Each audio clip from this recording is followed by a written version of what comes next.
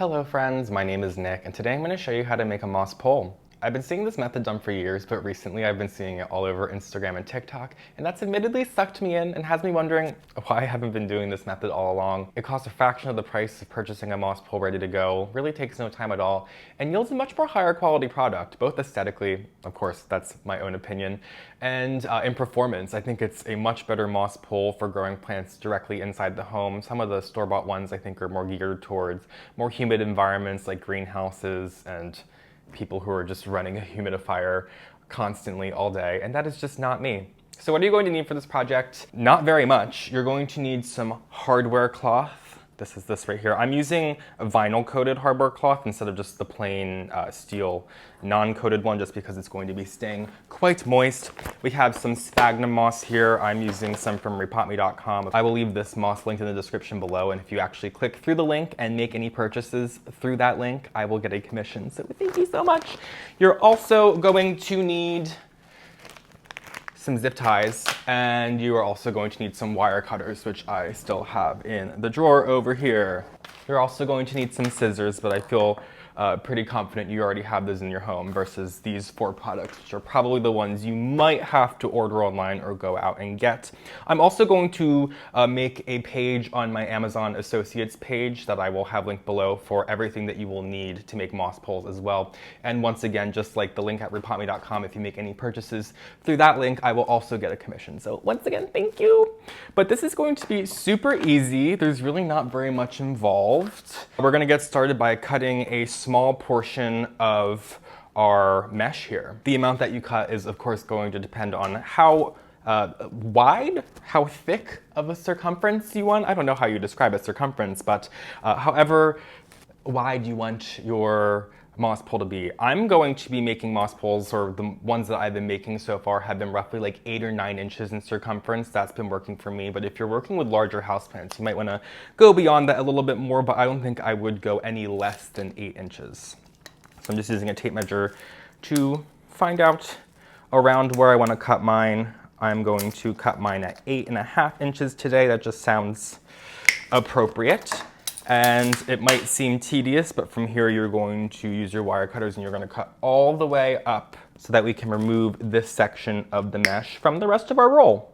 And that's really the most tedious part of this project, is just cutting this away. It really only takes a minute or two. But it just leaves us with all the rest of this to make even more moss poles, and I've already made a couple so far. It's just saving me so much money in the long run from just purchasing them ready to go. So now we're going to need some sphagnum moss to fill it up. I have an almost empty bag here, and I'm just going to get a mixing bowl, a bucket, any kind of basin that can hold our moss and some water. I'm gonna take it over the sink and get this nice and saturated, using our hands to make sure that all the moss is soaked, as some of it might avoid that water at first. Remove any excess water, and then we'll come back over here. So part of our moss pole is going to be submerged in the soil, because we're going to plant this completely down inside the soil as a base to keep our moss pole anchored. So we're not going to put moss throughout the entirety of the pole, but we're probably only going to leave about like 6 inches or so bare. But the rest of it, we're just going to start filling up with moss. You can be pretty generous on the amount of moss that you're adding in here. So we'll go all the way up to one end. This is going to be the top of our moss pole right here. All right, that's looking like an appropriate amount of moss. You can also refill it from the top down if you need to like compress it down and add more in if you realize you didn't add enough. And from here, we're going to grab some zip ties, and we are going to just zip tie the top and the bottom to start out, being sure to pull the zip ties all the way tight. It looks like we're rolling up a giant sphagnum cigarette. And from here, I'm just gonna go down like 3 inches, and we'll probably put a zip tie every 3 inches or so, just to make sure this stays completely enclosed. From here, we can just make sure that all of the zip ties are pulled completely tight, because now we're gonna take our scissors just to clean up the look aesthetically, and we're gonna cut all these zip ties back to the moss pole. Incredible.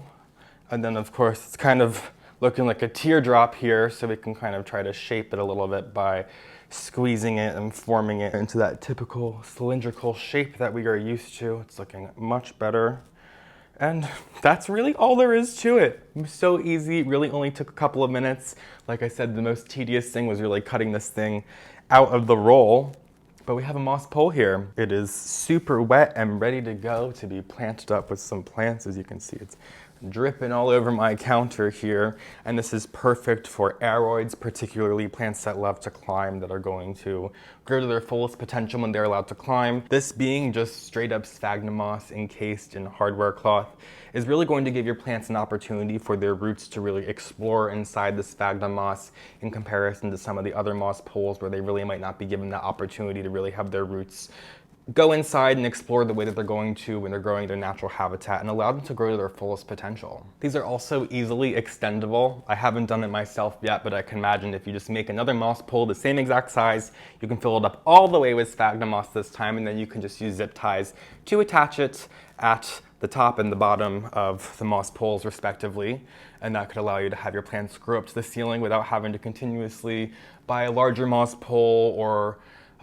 however you would go about it. I don't know, but this is just a one-stop shop here, and I'm really excited to get my plants really acclimated to these moss poles. I think they're going to really enjoy it in the long run. I'm going to keep today's video to just the tutorial on how to make the moss pole itself, but be sure to join me later on when I show you guys how to plant up plants with the moss pole. It's pretty straightforward, but if you need a little guidance, I am here to help you out.